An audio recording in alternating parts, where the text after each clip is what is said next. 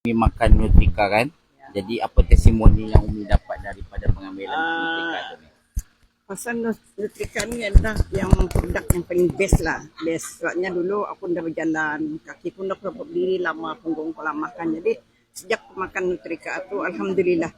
Sampai aku merajakan umrah, syukur Alhamdulillah.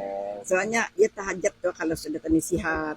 Tujuan kita ni ke sana lah. Kita ni mau kesihatan atau yang penting kita ni. Orang tu walaupun kita ni sudah berumur, tapi kesihatan tu penting dah, berharga lah kesihatan itu. Jadi sejak aku mengambil Nutrika ni, Alhamdulillah kesihatan okey. Orang tu ketenangan dalam tani sihat itu, kita ni boleh tenang. Dan aku nak makan lagi produk-produk lain. Ini saja aku makan. Kalau aku sakit kepala, cepat makanan itu. Kalau sakit kepala, bandar-bandar. Macam aku selalu kalau makan banyak selalu sanakan. Ini itu aku ambil. Jadi sekejap saja. Aku sehari 2 saja. Malam sama pagi bangun tidur. Itu akan tidur sekali makan. Banyak produk aku makan Nutrika ni yang paling best lah.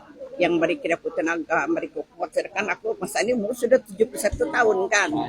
Disuruhkan kepada orang yang tua-tua, jangan takut makan Nutrika. Alasan orang mahal lah. Jadi apa yang paling mahal? Kesihatan kita nikah.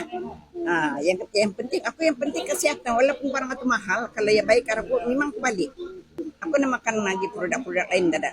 Tidak mengambil. Ini saya yang aku ambil lah. Soalnya aku rasa ini yang paling best lah. Alhamdulillah. Okay.